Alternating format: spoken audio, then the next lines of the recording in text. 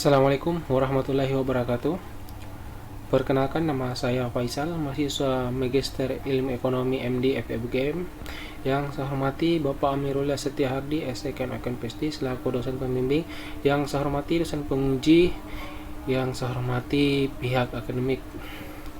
Pada kesempatan kali ini saya akan mempresentasikan tesis saya yang berjudul Faktor yang mempengaruhi daya saing industri mikro kecil Indonesia pada tahun 2017 hingga tahun 2019. Bab 1. Adapun latar belakang dalam penelitian ini yaitu bahwa neraca perdagangan Indonesia mengalami tekanan dalam beberapa tahun terakhir. Pada tahun 2018, neraca perdagangan Indonesia itu mengalami defisit sebesar 8,57 miliar USD dolar, di mana kondisi tersebut bertolak belakang jika dibandingkan dengan kondisi neraca perdagangan tahun sebelumnya. Pada tahun 2017, di mana neraca perdagangan Indonesia mengalami surplus sebesar 11,84 miliar USD dolar. Kemudian sektor industri pengolahan adalah sektor yang memberikan share terbesar dalam nilai ekspor non-migas Indonesia. Walaupun sektor pertanian tumbuh positif pada tahun 2015, namun total ekspor non-migas mengalami penurunan karena turunnya ekspor dari sektor industri pengolahan yang cukup signifikan. Ekspor non-migas mulai mengalami peningkatan kembali pada tahun 2016. Nah, sektor industri pengolahan merupakan salah satu komponen penting dalam perekonomian suatu negara, termasuk dalam negara-negara berkembang seperti Indonesia.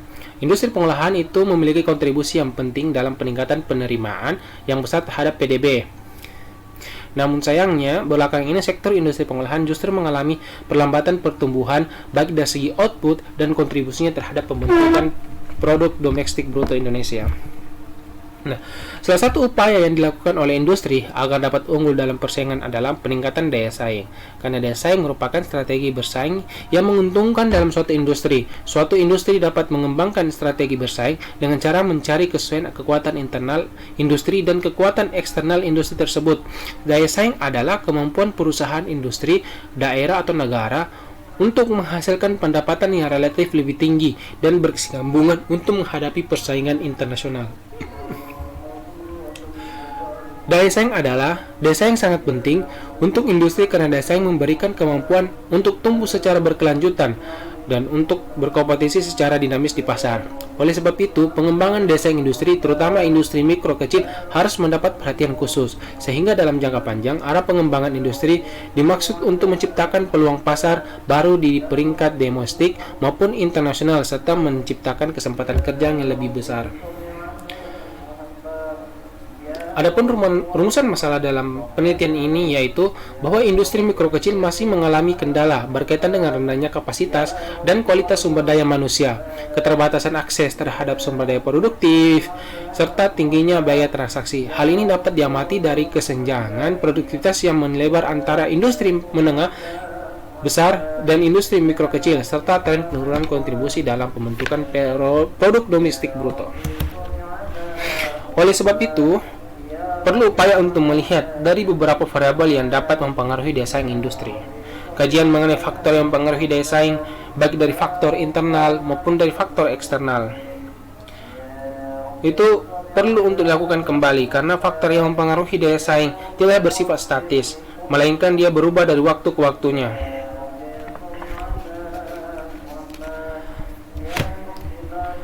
Adapun pertanyaan dari penelitian ini yaitu apakah jumlah unit usaha industri mikro kecil, jumlah tenaga kerja, jumlah penduduk, tingkat rata-rata pendidikan suatu wilayah dan total penjualan itu dapat mempengaruhi daya saing industri mikro kecil di Indonesia. Bab 2. Model Diamond Porter tentang daya saing.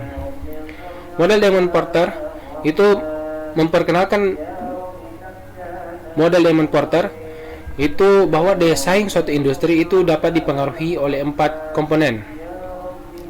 4 komponen ini dapat mempengaruhi daya saing secara bersamaan. Unsur-unsurnya itu sebagai berikut. Yang pertama ada strategi struktur persaingan perusahaan, ada kondisi faktor, ada kondisi permintaan, dan industri terkait dan pendukung. Model Diamond Porter itu menunjukkan bagaimana industri dapat mempertahankan daya saing internasional pada saat keempat faktor penentu tersebut ada. Akan tetapi, di mana keempat teori tersebut hanya menjelaskan perekonomian industri di negara maju, sehingga keempat faktor pendorong daya saing tersebut perlu dimodifikasi agar dapat diterapkan pada negara yang sedang berkembang atau terbelakang. Model Porter tersebut menggambarkan hubungan yang saling terkait antara variabel yang ada. Akan tetapi, dalam model Diamond Porter tersebut tidak memberikan kejelasan mana yang variabel yang menjadi independen dan mana variabel dependennya. Sehingga Bakan dan Dogan pada tahun 2012 itu melakukan modifikasi dengan menjadikan variabel strategi, struktur, dan persaingan itu menjadi variabel independen dan menambah variabel peran pemerintah menjadi variabel menjadikan variabel strategi, struktur, dan persaingan menjadi variabel dependennya dan menambah variabel peran pemerintah menjadi variabel independennya.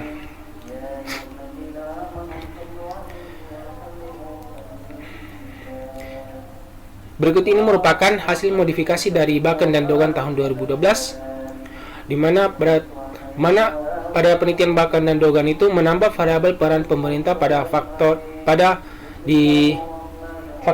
di variabel X-nya. Kemudian menjadikan strategi, struktur, dan persaingan perusahaan itu menjadi variabel dependennya atau variabel Y-nya.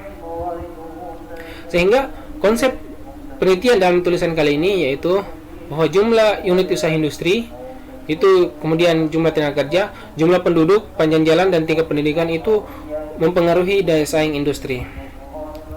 Adapun hipotesis dalam penelitian ini, yang pertama itu bahwa jumlah unit usaha industri mikro kecil memiliki pengaruh yang signifikan dan bernilai positif terhadap peningkatan daya saing industri mikro kecil di Indonesia.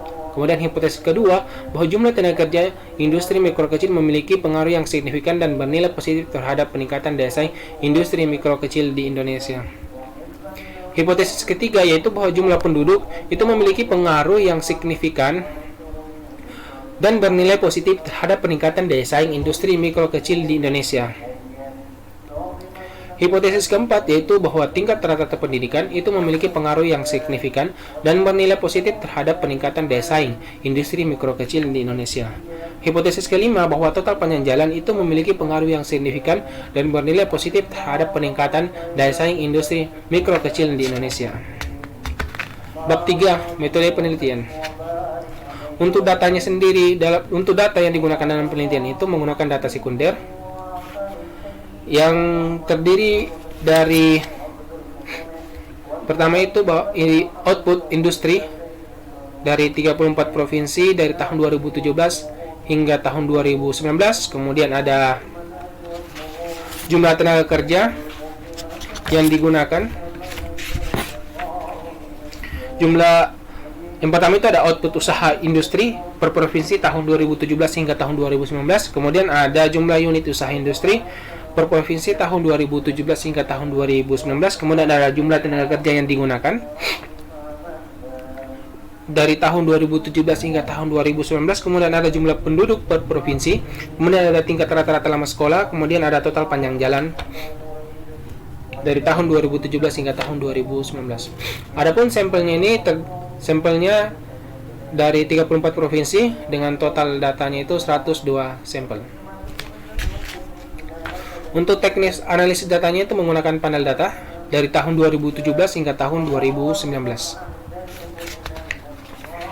Dalam menganalisis panel data ada dikenal dengan 3 pendekatan. Yang pertama adalah common effect model, yang kemudian ada pendekatan efek tetap atau fixed effect model, yang ketiga pendekatan terakhir yaitu pendekatan menggunakan efek acak atau random effect model.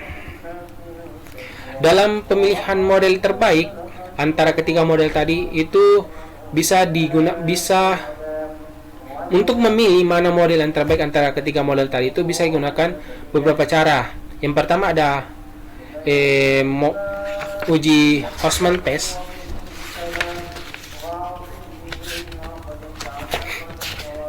Yang pertama itu ada uji Chow. Uji Chow ini untuk melihat mana yang terbaik antara CHEM atau FEM. Kemudian ada uji Hausman test Ini untuk melihat mana model yang terbaik antara RAM atau VEM. Kemudian ada uji lanjutan untuk melihat mana model yang terbaik antara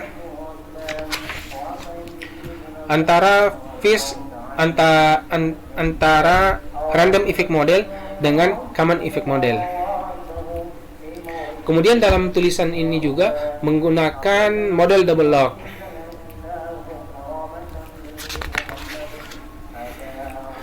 Di mana alpha sama dengan dari len beta 1, model tersebut linear dalam parameter alpha dan beta 2. Linear juga dalam logaritma dari variabel y dengan x-nya dan dapat diestimasikan regresi OLS.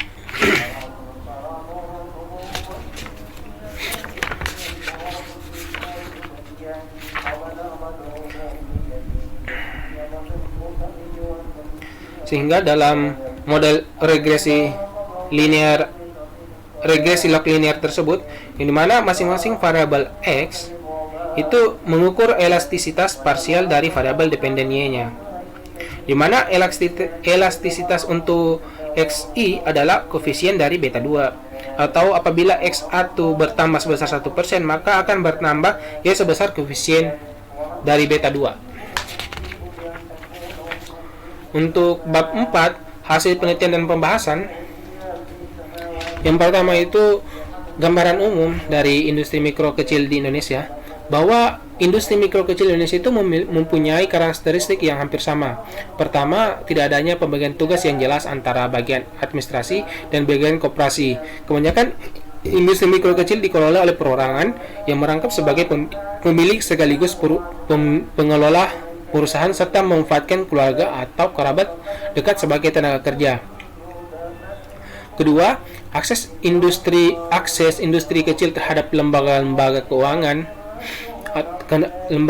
atau kredit formal yang masih rendah. Ketiga, sebagian besar usaha mikro kecil itu ditandai dengan belum dimilikinya status badan hukum. Keempat, dilihat menurut golongan industri, tampak bahwa hampir sepertiga bagian dari seluruh industri kecil bergerak pada kelompok usaha industri makanan dan minuman.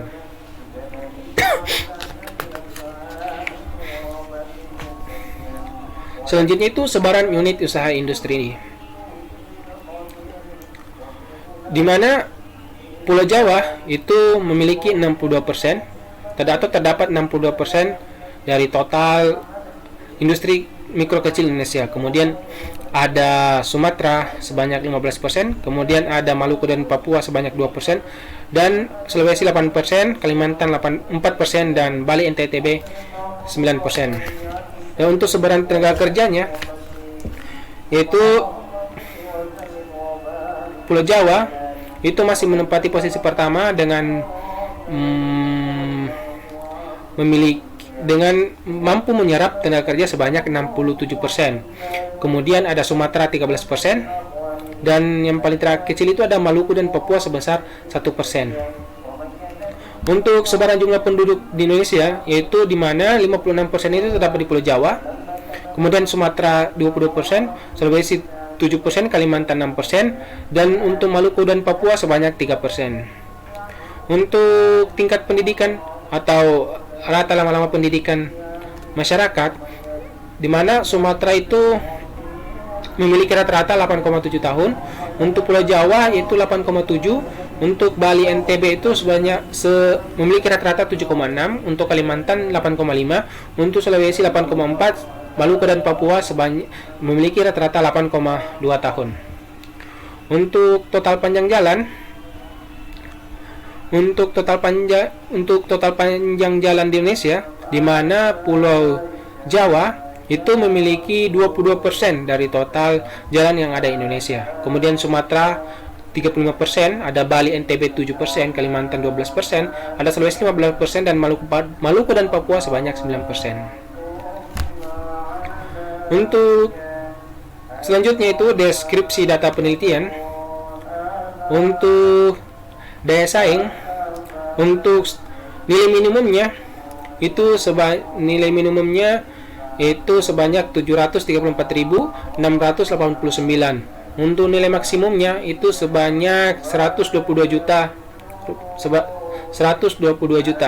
Untuk jumlah unit usaha industri memiliki nilai minimum sebanyak 2077 dan nilai maksimumnya sebanyak 914.850 unit.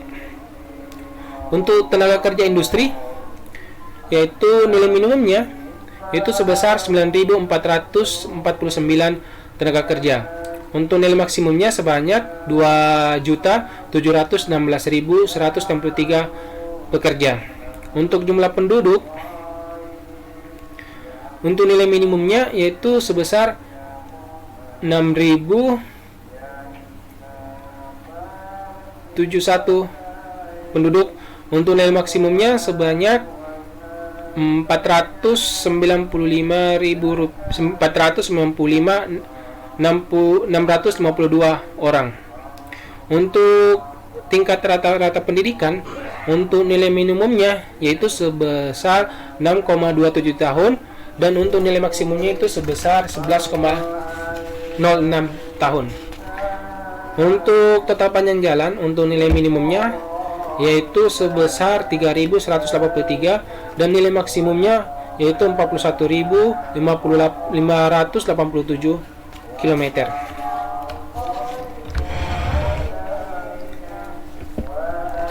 Adapun hasil uji CO-nya dalam menentukan model mana yang terbaik,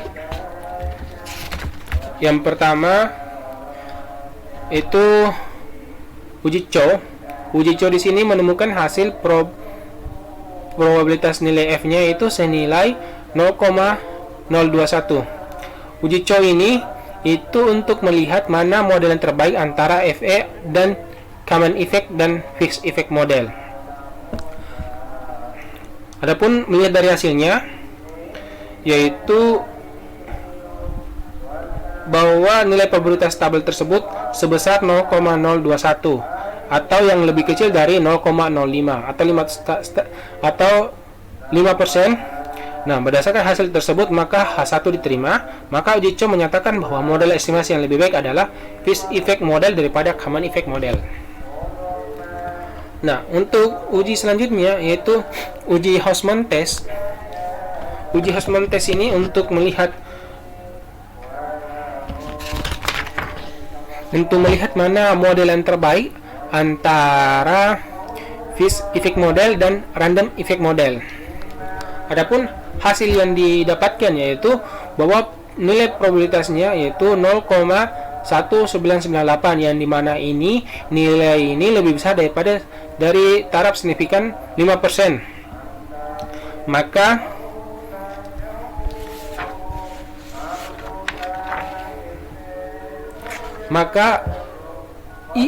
Maka permodelan yang diterima atau lebih bagus adalah random effect model daripada fixed effect model.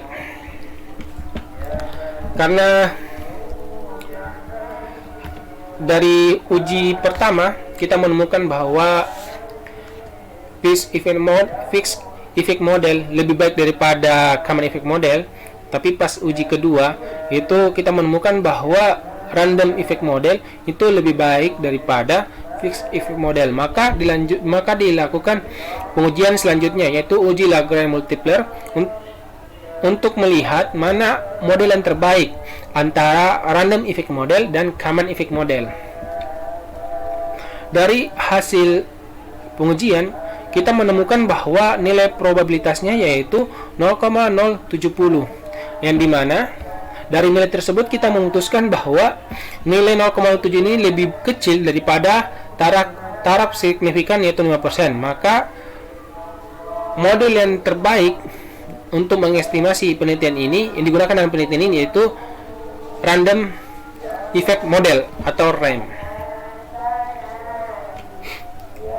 Adapun uji hipotesis penelitian menggunakan random effect model yaitu kita menemukan koefisien untuk industri mikro kecil itu bernilai negatif atau nilainya minus 0,179. Kemudian untuk tenaga kerja memiliki nilai koefisien sebanyak itu 0,70260.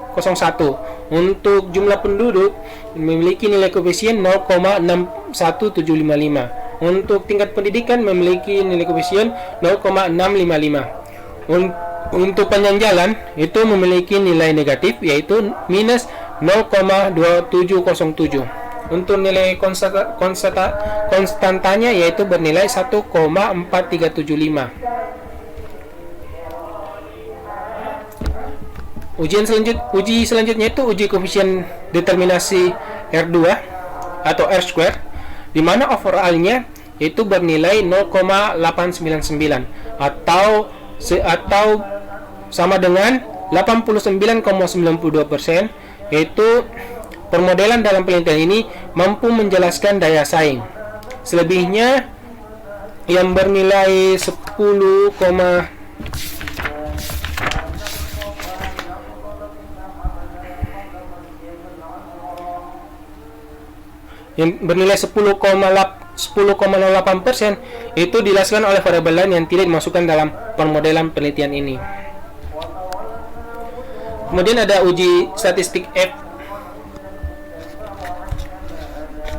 Di sini uji F digunakan untuk melihat pengaruh jumlah unit usaha industri, jumlah tenaga kerja, jumlah penduduk, panjang jalan, dan tingkat pendidikan rata-rata terhadap daya saing industri mikrokecil secara simultan.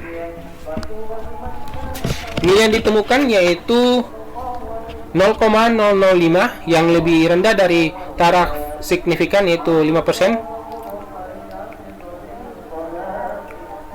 Maka dapat disimpulkan bahwa seluruh variabel independen ini secara bersama-sama atau simultan memiliki pengaruh positif dan signifikan terhadap variabel dependen yaitu daya saing industri mikro kecil Indonesia.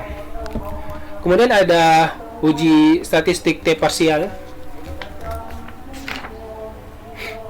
di mana untuk variabel industri mikro kecil di Indonesia memiliki nilai T sebesar 0,324, di mana nilai ini tersebut itu lebih besar daripada 0,05.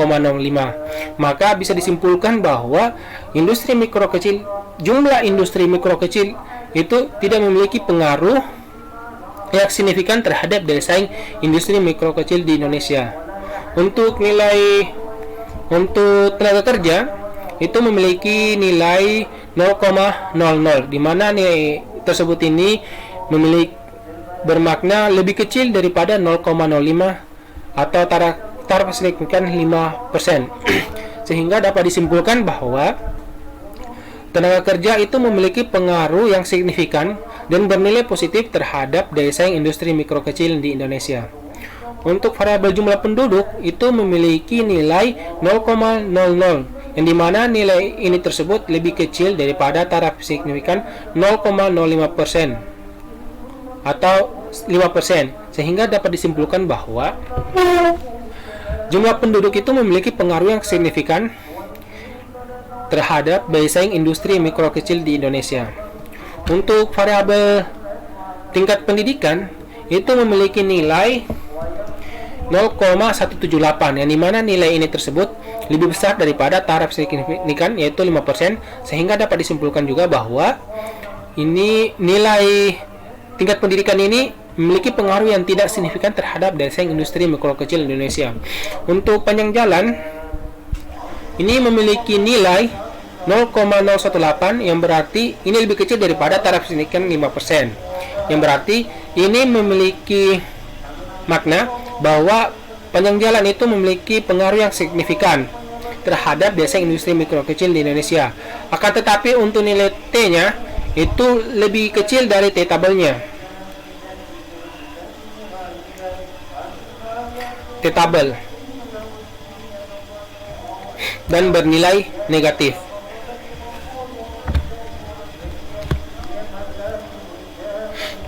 Untuk pembahasan selanjutnya itu pembahasan hasil penelitian. Yang pertama, bahwa pengaruh jumlah unit usaha industri terhadap daya saing industri mikro kecil ini memiliki nilai yang negatif dan tidak signifikan terhadap daya saing industri mikro kecil di Indonesia.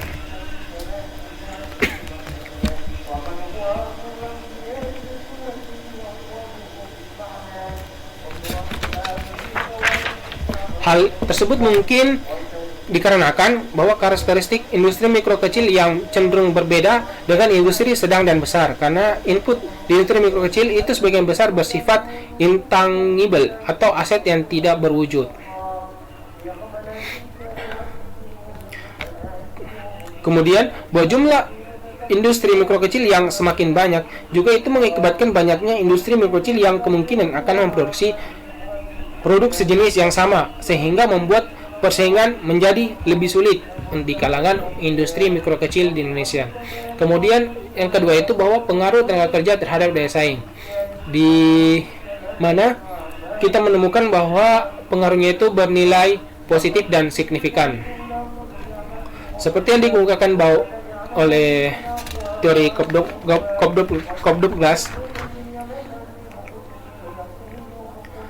Cobb-Douglas yang menyatakan bahwa output produksi itu dipengaruhi oleh tenaga kerja, di mana ketika kita menambah input tenaga kerja, maka akan bertambah pula output yang dihasilkan.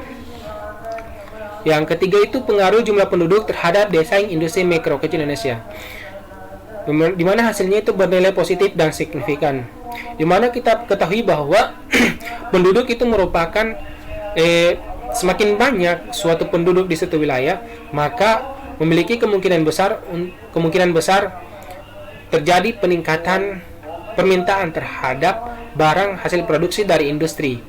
Semakin banyak penduduk di suatu wilayah, maka permintaannya semakin banyak pula, begitupun sebaliknya. Kemudian pengaruh tingkat rata-rata pendidikan terhadap daya saing industri mikro kecil itu bernilai positif dan tidak signifikan.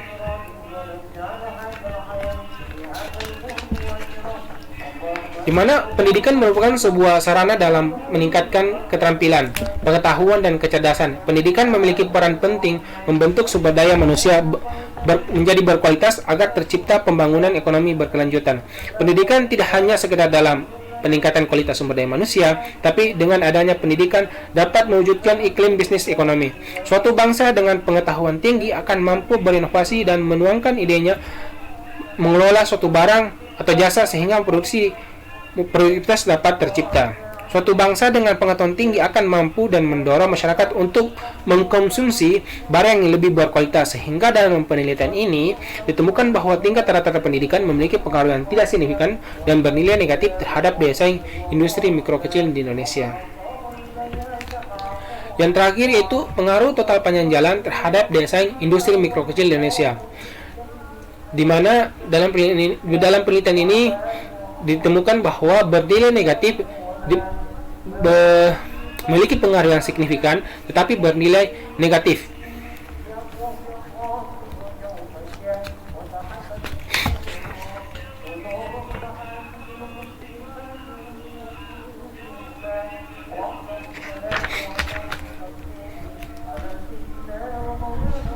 Di mana pada hasil uji tes statistik menunjukkan bahwa infrastruktur memberikan pengaruh signifikan terhadap daya saing industri mikro kecil. Hal ini menggambarkan bahwa jaringan jalan sebagai salah satu faktor penting yang menjadi kebutuhan dalam kegiatan sektor industri mikro kecil. Di mana temuan ini sama dengan teori dari Damon Porter bahwa mengatakan bahwa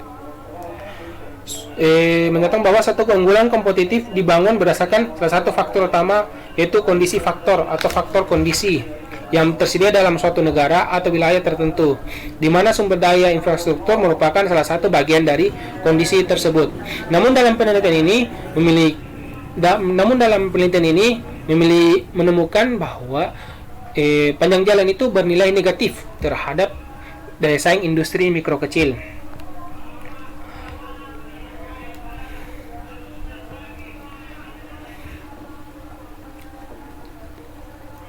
Dalam lingkup yang lebih sempit, ini terjadi karena adanya skema peningkatan infrastruktur di jalan yang mampu meningkatkan jumlah perusahaan di tempat-tempat yang memiliki akses jaringan yang lebih baik. Berarti semakin panjang jalan itu memungkinkan untuk berdirinya suatu industri baru yang mengakibatkan terjadinya persaingan antara industri. Dan hal lain yang memungkinkan untuk menyebabkan bernilai negatif adalah kemungkinan disebabkan karena jaringan jalan memiliki tingkat kepadatan jalan yang tinggi dan jalan dengan bahwa sepanjang apapun jaringan jalan yang terdapat di suatu wilayah tetapi memiliki tingkat kepadatan yang tinggi, maka tingkat mobilitas atau pergerakan barang atau orang akan menjadi rendah dan akan mengganggu aktivitas perekonomian. Aktivitas industri mikro kecil yang terganggu karena jaringan jalan itu memiliki mobilitas yang rendah, maka biaya distribusi akan tinggi sehingga berdampak terhadap peningkatan biaya produksi industri mikro kecil. Bab 5. Kesimpulan. Berdasarkan hasil uji F, dapat dikatakan bahwa jumlah unit industri kecil, total tenaga kerja, jumlah penduduk, tingkat rata-rata pendidikan, total panjang jalan itu mampu menjelaskan kemampuan daya saing industri mikro kecil Indonesia. Keseluruhan variabel independen tersebut mampu menjelaskan pergerakan daya saing industri mikro kecil Indonesia sebesar 89,92%. Faktor-faktor yang berpengaruh secara signifikan terhadap daya saing industri mikro kecil Indonesia adalah jumlah tenaga kerja dan jumlah penduduk. Nah, kedua variabel tersebut memiliki pengaruh yang positif terhadap daya saing industri mikro kecil. Hal ini berarti bahwa peningkatan jumlah tenaga kerja dan peningkatan jumlah penduduk akan berpengaruh terhadap peningkatan daya saing industri mikro kecil Indonesia. Sedangkan dua variabel lainnya, yakni jumlah unit usaha industri dan tingkat rata-rata pendidikan, tidak berpengaruh secara signifikan terhadap daya saing industri mikro kecil di Indonesia. Sedangkan variabel total panjang jalan memiliki pengaruh yang signifikan tetapi bernilai negatif. Adapun saran dalam penelitian ini, yang pertama itu sesuai dengan kontribusi yang ada, kontribusi praktis ditujukan untuk pemerintah atau yang memiliki kepentingan dalam pengembangan daya saing industri mikro kecil. Sehingga saran yang dapat diberikan yaitu memberikan pelatihan kepada para pelaku industri mikro kecil secara intensif untuk memperbaiki kelemahan dari segi produksi dan pemasaran agar hasil output dari industri bisa memenuhi permintaan masyarakat. Yang kedua, sesuai dengan kontribusi yang ada, kontribusi teoritis ditujukan kepada penelitian selanjutnya, sehingga apapun saran yang dapat diberikan kepada penelitian ini selanjutnya adalah diharapkan penelitian selanjutnya agar kembali menguji pengaruh variabel lain yang diduga dapat mempengaruhi daya saing industri mikro kecil. Yang ketiga, sesuai dengan kontribusi yang ada, kontribusi kebijakan ditujukan bagi para pelaku industri mikro kecil dapat memaksimalkan pertambahan jumlah tenaga kerja secara efisien serta pertambahan jumlah penduduk untuk meningkatkan daya saing industri mikro kecil. Adapun keterbatasan dalam penelitian ini yaitu penelitian ini hanya menggunakan satu proksi dari masing-masing variabel independen maupun variabel dependennya yaitu daya saing. Dari kondisi permintaan untuk industri terkait dengan pendukung itu diwakili oleh jumlah unit industri, untuk faktor kondisi diwakili oleh jumlah tenaga kerja, untuk film strategi, struktur dan rivalry itu jumlah penduduk dan tingkat rata pendidikan, serta faktor pemerintah atau total panjang jalan.